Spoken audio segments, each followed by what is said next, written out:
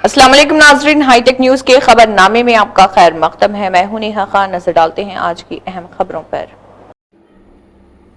Budgam chemists and distributor association के ज़िले इंतखाबात में शौकत अहमद बागदी को सदर मुंतखब किया गया, जबकि नई मजलिस आमिला का भी इंतखाब अमल में आया। इस मौके पर मुकर्रीन ने नई क़यादत को मुबारकबाद देते हुए अद्वियात की अखलाक़ी तक़सीम, अवामी सेहत के फ़रोग़ और मनशियात के बढ़ते हुए रुझान के ख़िलाफ़ मुश्तरका जद्दोजहद की ज़रूरत पर जोर दिया। के मेडिकल प्रोफेशन से मेरा था। मैंने सेंट्रल जेल हॉस्पिटल में कुछ बच्चे लाए हुए थे जो ड्रग एब्यूजर्स थे। इस ड्रग की तकलीफ से गुजरते थे। अल्लाह गवाह है, मुझे कई बार आंसू आते, तो आंसू आते थे उनकी हालत देख। अब इसे समझ नहीं आता कि क्या इन चीज़ों से हम मौका मिल रहा है। लेकिन जिनके सामने, जिनके आगे मैं बात रखना चाहता था, ये बडगाम के जिला सदर हैं। बहुत बहुत शुक्रिया। बस यही एक ही रट लगाई हुई है। हमारे गवर्नर साहब या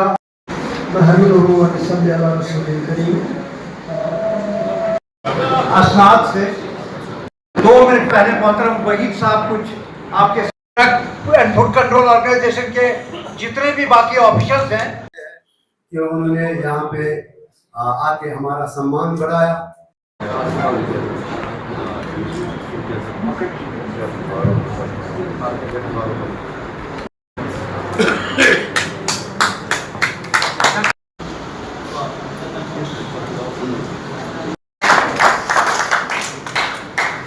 थैंक यू। इसके लिए मैं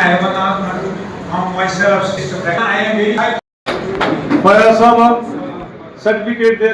आप गुलाम कादिर साहब को मोहब्बत से नवाजें, ये हासिल करिए। बहुत औज़ुबिल्लाहि मिनश्शैतानिर्रजीम, बिस्मिल्लाहिर्रहमानिर्रहीम। मैं सभी तहसील प्रेसिडेंट और सेक्रेटरी का शुक्रगुजार हूँ। उन्होंने मुझे इस काबिल चुना और डिस्ट्रिक्ट के ओहदे पर एज प्रेसिडेंट मुझे वोट दिए और मुझे एज डिस्ट्रिक्ट प्रेसिडेंट बनाया। और रही बात कि जो जितना भी हमें चले हमसे कि हम डिस्ट्रिक्ट के जो भी मसले मसाइल हैं उन पे हम कोशिश करेंगे और काम भी करेंगे, वो जो भी मसाइल है वो हल करने के लिए से मिलके इंशाल्लाह हम श्रीनगर के साथ साथ अपना काम करेंगे। और जो भी हमारे AICD से भी डायरेक्शंस होते हैं तो वो हम करते हैं।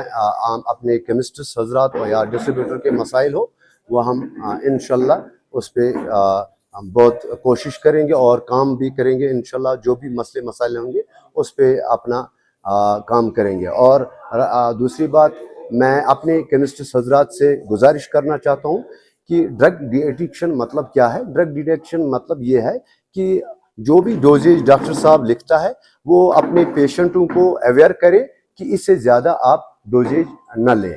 और मैं अपने डिस्ट्रीब्यूटर हजरात से भी गुजारिश करता हूं कि विदाउट DL नंबर या विदाउट एनी पर्सन को जो विदाउट लाइसेंस के बगैर हो, किसी को मेडिसिन आप मैसर नहीं करोगे। और दूसरा, केमिस्ट हजरात से मैं फिर से दरख्वास्त करता हूं कि ऑनली प्रिस्क्रिप्शन मेडिसिन बेचिए, इससे ड्रग डिटेक्शन खुद ब खुद दूर होगी। Thank you. Budgam chemist and distributor association ने Jammu Kashmir drug control organisation के ताउन से नशा मुक्त भारत अभियान का आगाज़ किया। इस मुहिम का मकसद नौजवानों में मंशियात के नुकसानात से मुतल्लिक़ बेदारी पैदा करना और नशे से पाक माशरे की तश्कील को फ़रोग़ देना। मुक़र्रीन ने वालिदैन, असातिज़ा, तिब्बी माहिरीन, समाजी तंजीमों और सरकारी इदारों से मुश्तरका कोशिशों पर जोर देते हुए आवाम से अपील की कि मंशियात से मुतल्लिक़ सरगर्मियों की इत्तला हुकाम को दें और इस मुहिम में भरपूर ताउन करें। आ रहे हैं, वो भी रास्ते में है। कंट्रोलर साहब भी आ रहे हैं, वो भी रास्ते में है। ये करो नक्शा कि पढ़ने से पहले मैं थोड़ी सी वजाहत करता जाऊं इस बात की। मिस्टर एडिशनल डिस्ट्रिक्ट एक्चुअली ये नशा मुक्त अभियान 100 दिन का हमारे ऑनरेबल लेफ्टिनेंट गवर्नर ने 11 अप्रैल को शुरू किया था। 100 दिन के लिए इसका एक ही मकसद था कि हमारे समाज में नशे का कारोबार दिन बर दिन बढ़ रहा है और हमारे बच्चे उसमें लिप्त हो रहे हैं। तो गवर्नर साहब ने ये एक मुहिम शुरू की 11 अप्रैल को, उसमें बड़े सारे डिपार्टमेंट को उन्होंने आदेश दिए कि लोगों को अवेयर करो।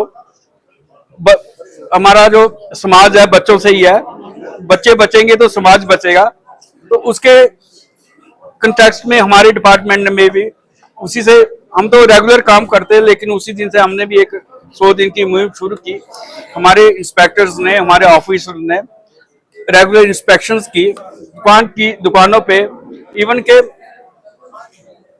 दुकानों पे इंस्पेक्शन करके उन्होंने देखा कि अगर कोई हमारा एक आधा आदमी काम भी करता है तो उन्होंने उनको समझाया, अवेयरनेस प्रोग्राम किया कि कोई बिल मांगे, बिल देखना, विदाउट प्रिस्क्रिप्शन दवाई नहीं देनी है। तो हमारे डिपार्टमेंट ने 100 दिन का पूरा काम किया, दिलो दिमाग से काम किया और वो लोगों को अवेयर किया कि अगर कोई दवाई मांगता है तो उसको विदाउट प्रिस्क्रिप्शन दवाई नहीं देनी है और सेल्फ मेडिकेशन नहीं करना। खासकर अपने दुकानदारों को, अगर आपके पास कोई दवाई लेने आता है, विदाउट प्रिस्क्रिप्शन दवाई मत दो, उसको प्रॉपर एक बिल काट के दो। और उससे क्या होगा, हमारा एक सेल परचेज रिकॉर्ड रहेगा और लोगों के एक विश्वास बना रहेगा कि जहां पे अच्छी दवाई मिलती है। मैं यही मैसेज देना चाहूँ।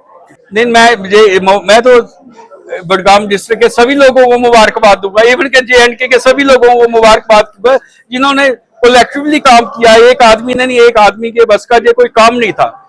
मैं स्पेशली इन लोगों का थैंक्स करूंगा जिन्होंने मुझे बुलाया, और मैं पर्टिकुलरली इन लोगों का थैंक्स करूंगा जिन्होंने मुझे, इन लोगों ने अपना एक इतना कीमती टाइम निकाल के गए और मुहिम में इन्होंने सभी के साथ दिया। Thank you. बीजेपी बडगाम के general secretary advocate Azhar Lodhi ने कहा, जम्मू कश्मीर को रियासत का दर्जा मुनासिब वक्त पर बहाल किया जाएगा, जैसा कि मरकजी हुकूमत पहले ही यकीन दहानी करा चुकी है। उन्होंने इल्ज़ाम आयद किया कि नेशनल कॉन्फ्रेंस का जंतर मंतर पर एहतजाज अवाम की तवज्जो इंतखाबी वादों से हटाने की कोशिश। उन्होंने कहा, सियासी जमातों को एहतजाज के बजाय तरक्की, रोजगार, अवामी खिदमत और अवामी मसाइल के हल पर तवज्जो देनी चाहिए। मैं सबसे पहले एक भारतीय जनता पार्टी का एक डिस्ट्रिक्ट का जिम्मेदार होने के नाते एक ही बात कहना चाहता हूं कि जो स्टेटहुड का मसला है ये अपने अप्रोप्रिएट जो टाइम होगा उस पर आ जाएगा। बाकी जो जंतर मंतर पे जाने का, प्रोटेस्ट करने का, ये तो एक अपनी जो हुकूमत है मौजूदा, अपनी नाकामियों को छुपाने के लिए एक ऐसा हरबा इस्तेमाल कर रहे हैं कि वहाँ जाके प्रोटेस्ट करेंगे। प्रोटेस्ट हम दिखाएंगे कि कैसे होता है, और 20 तारीख को कि इनके खिलाफ कि कैसे होता है, किस लिहाज से किया जाता है प्रोटेस्ट, ये अपनी नाकामियां छुपाने के लिए। सड़कें, पानी, लोगों ने इतना बड़ा मैंडेट दिया, इनको कामयाब किया पूरे इस कश्मीर में। मतलब इनकी तकरीबन 99% इनकी रही जहाँ पे इनके MLA बने, और लोगों ने इतने लोगों का भरोसा तोड़ा गया ना। पानी, अच्छा, तब फाइनेंशियल क्राइसिस इनको नहीं होते हैं किस टाइम, जब इनकी अपनी सैलरी बढ़ाई जाती है MLA की, जब अपने लिए कुछ TADA का किया जाता है, जब खुद अपॉइंट किए जाते हैं अपने एडवाइजरी, मतलब अपने एडवाइजर्स, चाहे एडवाइजर टू CM, ये ऐसे अपॉइंट किए जाते हैं, तो तब फाइनेंशियल क्राइसिस नहीं होते हैं। फाइनेंशियल क्राइसिस तब होते हैं जब एक डेली वेजर बेचारे की तनख्वाह या उसको परमिट करने की बात की जाती है। हमारे सीजनल टीचर बेकार बैठे हैं। इसके साथ एक और भी एक सामग्रिक कुछ एजुकेशन का चला था, बिल्कुल ट्रांसपेरेंसी के LG के दौर में उस पर पूरा ट्रांसपेरेंट हुआ था, उसका पूरा प्रोसीजर उनको अपॉइंट किया गया था, मगर उसकी लिस्ट ही खा गए कहीं। वो लोग भी परेशान है बडगाम में, कितने लगभग 200-250 उसके कैंडिडेट्स हैं जिन्होंने उसके लिए अप्लाई किया था। इन चीज़ों पे इनको उस टाइम नहीं आता है, उस फाइनेंशियल क्राइसिस की बात। फाइनेंशियल क्राइसिस इन चीज़ों पे आ जाती है कि अगर कोई लोग अपना हक मांगने को आते हैं तो उनको हक नहीं मिलता, उस टाइम फाइनेंशियल क्राइसिस, उस टाइम स्टेटहुड। तो ये सारे हरबे इस्तेमाल करने के लिए अब जंतर मंतर जाकर अपने लोगों को डाइवर्ट करना चाहते हैं। बस देखो जी, वो तो उसके लिए सही मुकर्रर वक्त है जब दिया जाएगा, हालात ही वैसे ठीक होंगे। अभी हालात नहीं है, एक तरफ से लोग, अवाम बिछड़ चुकी है, तंग है, मतलब हर चीज़ से तंग की गई है अवाम को अपना हक नहीं मिल रहा है। तो इस चीज़ के सारी चीज़ें जब देख के, जब अपना टाइम आएगा, वक्त आएगा, तो हुकूमत, जो मौजूदा हुकूमत है, ये अपना कोई काम ही नहीं कर पा रही है। लोग परेशान करके रखे हुए हैं। सड़कें, बिजली, पानी, जो भी वादे किए गए थे, नौकरी के वादे किए गए थे, वो कहाँ हैं? तो ये सारी चीज़ें जब तक होंगी और अपने सही वक्त पे स्टेटहुड रिस्टोर हो जाएगा। जी, जी, नहीं ऐसी बात नहीं है, ये बेबुनियाद ऐसे लगाए जाते हैं लोगों को डाइवर्ट करने के लिए, ऐसी कोई बात नहीं है। वो हुकूमत छोड़ें तो स्टेटहुड भी हमारा जो खाग है, ये इसमें कोई इनका ना कोई लिंक रोड था, ना कोई रोड भी, किसी तरीके की कोई डेवलपमेंट नहीं हुई। एक चीज़ मैं और भी बताना चाहता हूँ, हाल ही में हमारे एमएलए साहब ने इनॉग्रेशन की 30,000 की मशीन इधर हॉस्पिटल में। सबसे पहले वो फंड था जो चिट्ठियाँ लेते हैं या प्रिस्क्रिप्शन लिया जाता है हॉस्पिटल में, तो उसकी जो फंड है अपनी हॉस्पिटल की वो जमा हुई थी कुछ, उससे वो मशीन खरीदी गई थी और उसी मशीन को उसकी इनॉग्रेशन वो 20 की 30,000 की थी, इनॉग्रेशन करने के लिए एमएलए साहब हॉस्पिटल आते हैं। तो ये कहाँ की मतलब कितनी गिर चुकी है। और साथ में हमारा पीआरआई था, पीआरआई में भी हमारे 3 लाख काटे गए एमएलए की, सीडीएफ ये अपने एमएलए भी काट रहा है कि वो भी अपने ये दे रहा है प्लान। तो मतलब हुकूमत के मयार या एमएलए का मयार इतना गिर चुका है कि हमारे जो पीआरआई जहाँ 20-20 लाख आते थे, आज हमें 12-12 लाख देते हैं, वो भी काट के। काम बेरवा बार एसोसिएशन के खजानची एडवोकेट तारिक अहमद ने मुतालबा किया कि कौमी शाहरा NH 701A को मौजूदा बैरून और बेरवा मेन रोड से ही बरकरार रखा जाए। उन्होंने कहा है कि ये शाहरा इलाके की तरक्की, तिजारती सरगर्मियों, बेहतर राब्ता और अवामी सहूलत के लिए नहायत अहम। उनका कहना है कि बेरवा वसत कश्मीर का एक अहम तिजारती, तालीमी, अदालती और इंतज़ामी मरकज़, इसलिए शाहरा के मौजूदा रास्ते को बरकरार रखते हुए अवामी मुफाद और इलाक़ाई तरक्की को तरजीह दी जानी चाहिए।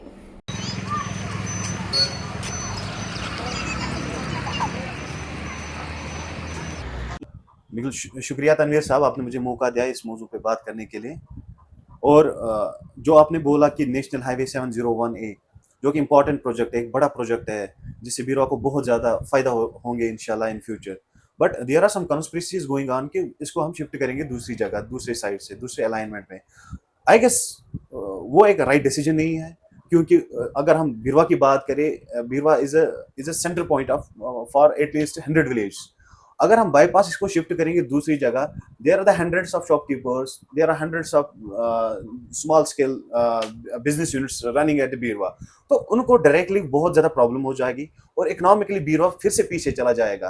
तो जो भी हमारे प्रोजेक्ट्स आए, मतलब या तो उनको हाल्ट किया गया या कुछ कॉन्स्पिरेसीज हो गई और जिससे हम बीरवा को बहुत ज़्यादा नुकसान हुआ। ट्रेड यूनियन से, एसोसिएशन से, इनफैक्ट जो बार एसोसिएशन बीरवा, हमने भी एक ऑफिशियल कम्युनिकेशन जारिया की इस रिगार्डिंग की जो नेशनल हाईवे 701 है वो एग्जिस्टिंग रूट पे ही बनना चाहिए। वाइड एग्जिस्टिंग रोड है, एग्जिस्टिंग रोड पे सारे दफ्तर है, सारे गवर्नमेंट ऑफिसेज है, और अगर आप इसको दूसरे साइड से शिफ्ट करोगे, what will happen to the public? अब तो पब्लिक को फिर प्रॉब्लम कर रहे हो, अब तो प्रॉब्लम पब्लिक के साथ खेल रहे हो, उनकी इकानमी के साथ, उनके जज्बातों के साथ। और पूरा बीरवा अभी यूनाइटेड है कि जो ये नेशनल हाईवे है ये एग्जिस्टिंग रोड पे ही ले होना चाहिए। इससे बीरवा को काफी फायदा होगा इकोनॉमी, क्योंकि बहुत सारे शॉपकीपर्स है, मिडिल क्लास है जो इसी रोड के साइड्स पे इनके शॉप यूनिट्स है, और जब ये ले हो जाएगा दूसरी साइड से, आप देखो कितनी प्रॉब्लम हो जाएगी बीरवा को। बहुत ही जरूरत है इस रोड की बीरवा को, क्योंकि बीरवा एक ऐसी जगह है, हार्मनी है, यहाँ सिख्स रहते हैं एक दूसरे के साथ, हिंदू आते हैं। हमारी बारात इसमें जावेद साहब ने जो उसमें बहुत ज़्यादा काम किया है, जादौन बेग साहब ने, is a very good person, social activist है। अभी ना गुफ्त अचार केव जो हमारे बीरवा में, उससे बहुत ज़्यादा रिलीजियस टूरिज्म बढ़ जाएगा। जब आप डाइवर्ट करोगे इस नेशनल हाईवे को, फिर तो रिलीजियस टूरिज्म डेस्टिनेशंस के साथ, बीरवा के दफ्तरान के साथ, कॉलेजेस के साथ, अब आप शिफ्ट करोगे, it will greatly impact the residents of the Beerwah, also the residents of other village, क्योंकि फिर तो बीरवा के साथ टच ही नहीं रहेगा उनको।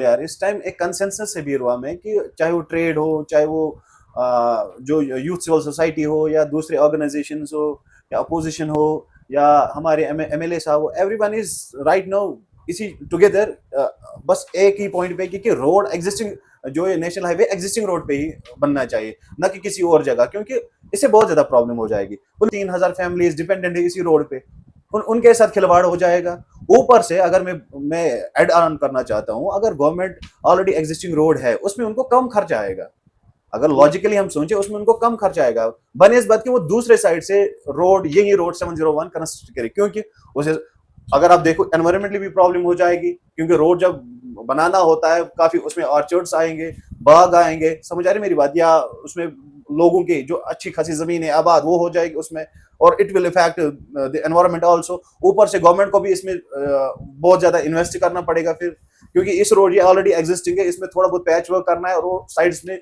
ब्रॉड अप करना है, दैट्स इट।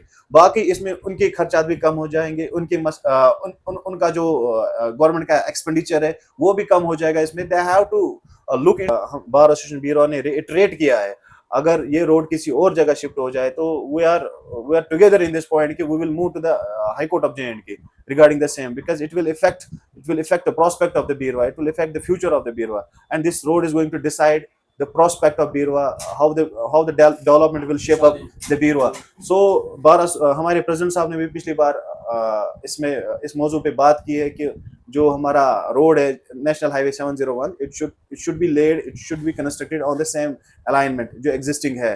तो कोई और साजिश अगर हो रही है इस रिगार्डिंग कि कहीं और शिफ्ट करेंगे इसको किसी और जगह से, किसी और अलाइनमेंट से, so that's against the interests of the Beerwah, larger interests of the Beerwah.